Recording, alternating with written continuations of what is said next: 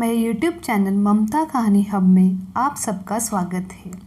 हमारे आज की कहानी का शीर्षक है प्रदोष व्रत कथा। स्कंद पुराण में हिंदू धार्मिक तथ्यों के अनुसार प्रदोष व्रत का उल्लेख किया गया है।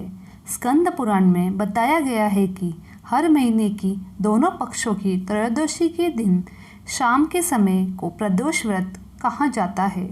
प्रदोष व्रत शिवजी को प्रसन्न करने और अपनी मनोकामना को पूरा करने के लिए किया जाता है।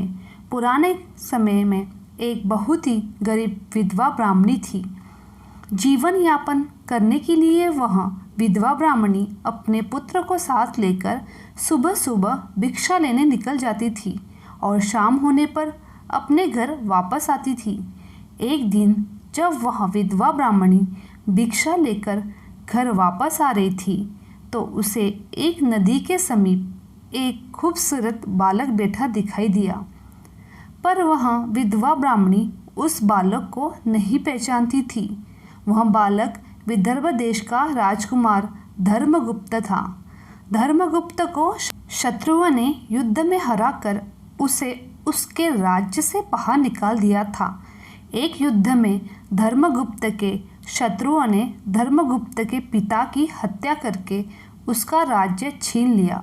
पिता की मृत्यु से धर्मगुप्त की माता को आघात लगा और उनकी भी मृत्यु हो गई। तब धर्मगुप्त अपना राज्य छोड़कर एक नदी के किनारे उदास बैठा था। ब्राह्मणी को उस बालक पर दया आई और वह धर्मगुप्त को अपने घर ले गई और उसका पालन पोषण करने लगी। विधवा ब्राह्मणी धर्मगुप्त से अपने पुत्र के समान प्रेम करती थी। राजकुमार धर्मगुप्त भी उस विधवा ब्राह्मणी के साथ रहकर खुश थे। कुछ समय के बाद वह विधवा ब्राह्मणी दोनों बालकों के साथ मंदिर में दर्शन करने गई। मंदिर में उन्हें ऋषि शांडिल्य मिले। ऋषि शांडिल्य एक बहुत ही महान ऋषि थे जिन्हें सभी कोई मानते थे। जब ऋषि शांडिल्य ने धर्मगुप्त को देखा तब उन्होंने विधवा ब्राह्मणी को बताया कि यह बालक विदर्भ देश के राजा का पुत्र धर्मगुप्त है।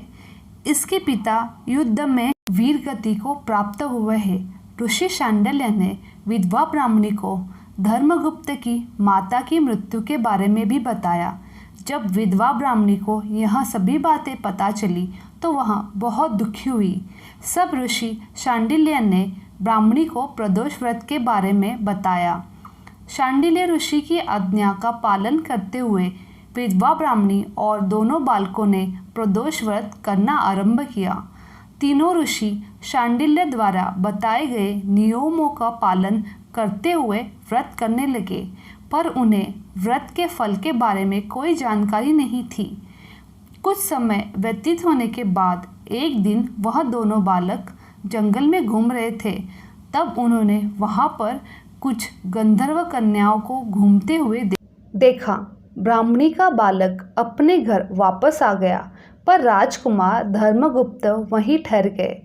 धर्मगुप्त गंधर्व कन्या अशुमति की ओर आकर्षित हो गए और उससे बात करने लगे। बात करते करते गंधर्व कन्या और राजकुमारी दोनों को एक दूसरे से प्रेम हो गया। तब धर्मगुप्त अशुमति से विवाह करने के लिए उसके पिता से मिलने गए।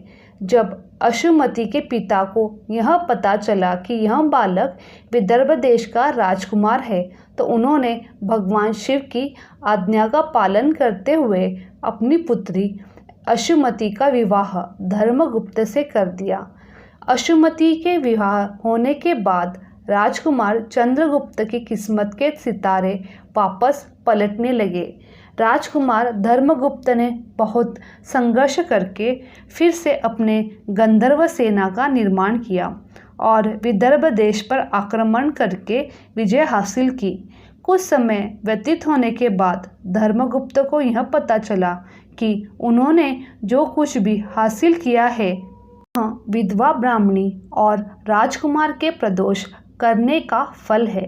उनके प्रदोष व्रत करने से शिवजी ने प्रसन्न होकर उनके जीवन की सभी कठिनाइयों को दूर किया है। तभी से हिंदू धर्म में यह माना जाता है कि जो भी व्यक्ति प्रदोष व्रत के दिन व्रत करके एकाग्रचित्त मन से शिव पूजा की कथा को पढ़ता है या सुनता है, उसे 100 जन्मों तक कभी भी दरिद्रता का सामना नहीं करना पड़ता है। अगर मेरी ये कहानी आपको अच्छी लगी तो please like, share and subscribe my YouTube channel. फिर मिलेंगे एक नई कहानी के साथ। तब तक के लिए धन्यवाद। ओम नमः शिवाय।